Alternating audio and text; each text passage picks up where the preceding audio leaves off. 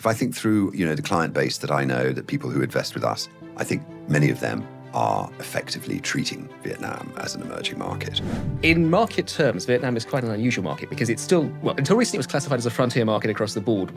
Now FTSE have reclassified it as an emerging market. However, compared to a lot of other emerging markets, Vietnam is it's a broader, it's a deeper, it's a more liquid market with a lot of choice, isn't it? That's very true. It's been, as I mentioned earlier, we've been there 30 years and Vietnam still isn't an emerging market. It feels like a little bit like, what was that all about?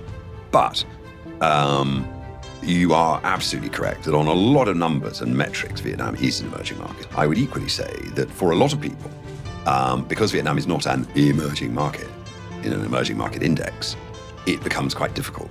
So our audience of investors, for example, we have sovereign wealth funds who are so large that they need to diversify everywhere they can.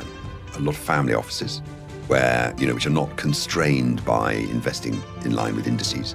And we have a lot of people who visit Vietnam and, they get it. They cross the street, they find out how difficult it is to cross the street with the rhythm of the traffic and the noise and the energy levels, and they get it and they come back.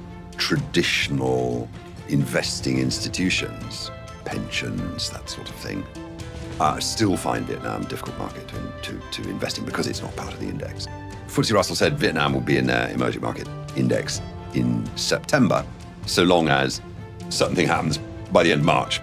And we believe that those certain things are happening. Most tellingly, the allowing of omnibus accounts, so people can invest in Vietnam through their global brokers and don't need to go all the way to Vietnam and fill out forms and, triplicate and wet inks and all of that stuff.